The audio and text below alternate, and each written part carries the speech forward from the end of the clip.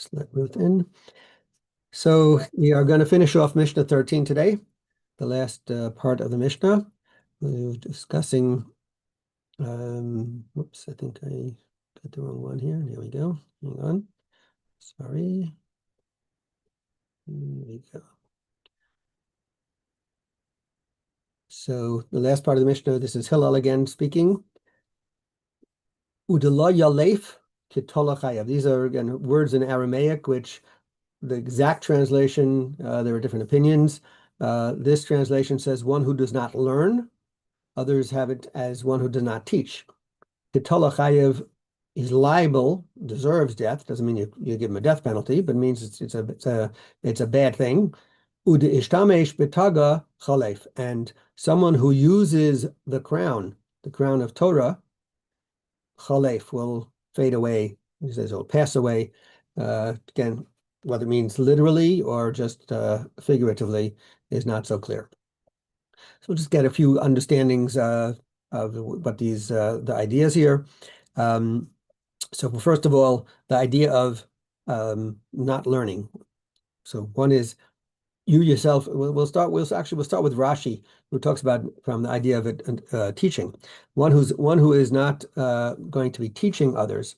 So one who does not want to teach others there is not willing to give over, because the idea of teaching to others, we're talking about Torah is life. And if you're not giving over to someone the necessities for life, then you're withholding, it's like you're choking them spiritually, you're taking away their life, and therefore you deserve. That's why the idea is you deserve death, in the sense that you're not giving someone else life, you're depriving them of life. You don't deserve it for yourself.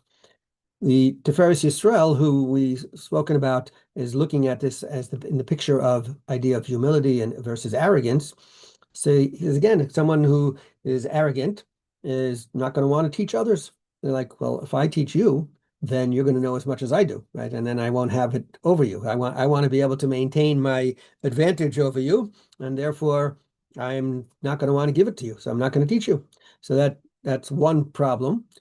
Second thing is, a person may say, "Oh, like I only teach the highest quality students. I don't want to teach someone who's not so good quality, someone who's not so smart or whatever, right?" So then that also is withholding from those people the knowledge, and therefore you're deserving of a punishment for that, and basically you're depriving of life. And he says this idea, though, is not only limited to a Torah concept. So in a Torah concept, of course, we were saying, Torah is life, Torah is your spiritual future. However, but in anything, if you know something that is good for the world, then you have an obligation to share it. Why are you withholding it from other people? Why shouldn't you let them take advantage of the knowledge that you have, especially in areas of whether it be medicine, right, or it could be technology, other things that are going to make other people's life better, and certainly things that are going to make people's lives healthier. You should be sharing it with them. And the Gemara actually brings down a couple of examples. One they bring down of where where Rabbi Yochanan had he had a certain illness, and he went to someone who had the secret. It was actually a non-Jewish person who had the secret formula for curing it, and once he knew it, she taught it to him, and once he knew it, he publicized it, so everybody else who had the illness would be able to do. So we have an example there, and actually the Gemara brings a different example of someone else who had a certain skill. Was involved he was a scribe, and he was able to write things in a very he had an amazing way. He could write multiple things at the same time, and he didn't want to share it. And it says, that person, it's just like deserves to rot. Like that's a terrible thing. Why is it, what the person did not have a good reason for withholding the knowledge of that skill from other people, except that he wanted to be able to say, look, I can do it and you can't. And that's not a good reason. So we have that idea. And then we'll stay in the Tiferes Yisrael, which is that we talk about if someone is doing something we want to get your name. You don't want to use the crown of Torah for your own benefit. So if a person is doing that for ulterior motives, then that's not going to last. That person is going to, it says, fade away, in that the crown of Torah is not going to stay on that person. People are not going to they're going to realize it, and not going to really lift that person up into the higher levels of respect.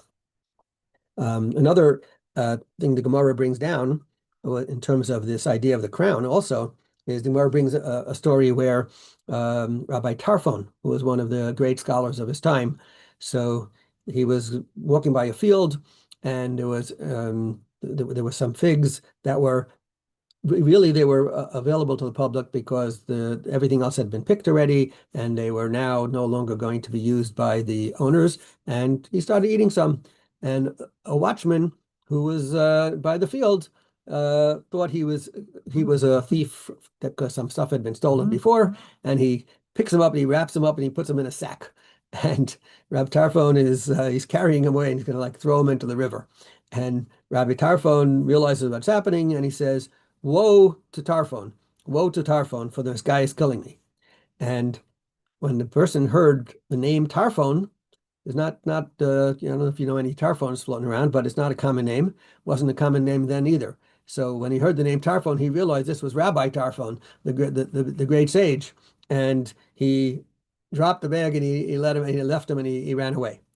And the Gemara then records that after that incident, Rabbi Tarfon was a little concerned. He said, "Oh, I used my name in terms of my status of Torah for personal gain, because this guy, he let me go because he heard my name. When he heard that I was the scholar, Rabbi Tarfon, that's when he let me go.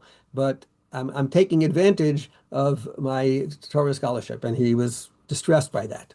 So we have an example of that, even that far. And the Gemara actually then discusses, well, we should have, after all, he was saving his life. Said, yeah, he could have. He was a rich man. Rabbi Tarfon was wealthy. He could have actually said to the guy who would bribe him. He could have found another way out. But he felt, at least he felt he could have, and he felt that he didn't have to use his name, and he did, and it was a mistake. Okay, so but what we see here, though, is that a person should not be using that the scholarship and your position as a form of personal gain. And sure, there does come up, if you're a rabbi or whatever, sometimes you do get some priority in certain things, but it happens if someone else is going to do that is one thing, but if you're going to insert your position in order to be able to get that gain, then that's taking advantage of it. The word that was used for fade away, or whatever, was the word chalaf, which also means to exchange. And Irving Bunim points out that this idea of exchanging, we use this term, for example, for someone who's changing money, to chalaf, to lahachlif, to exchange. So he says a person who uses Torah for his own personal needs, that person is actually he's exchanging it. He's exchanging the importance of Torah for something not so important. He's using it for a lower level item. He's using it for personal gain. That's transforming something which is spiritual, something which is the world to come, to something transient, which is for something in this world. And that's the idea of the word chalaf. Okay. There was one other point, which also just to reiterate, in terms of the idea of learning, is that a person who does not increase their learning, it's also there's a discussion as to whether it's worth for someone who never learned, or someone who learned and decided, that's it, I don't need to do any more. So there's a debate amongst the sages as to which one is worse. But either way, the idea being that learning never ends, and that when a person, no matter how much we have learned, we can always learn more, and we should always learn more, and we should be striving to increase our abilities throughout our lifetime. And we'll hold it there. Have a great day.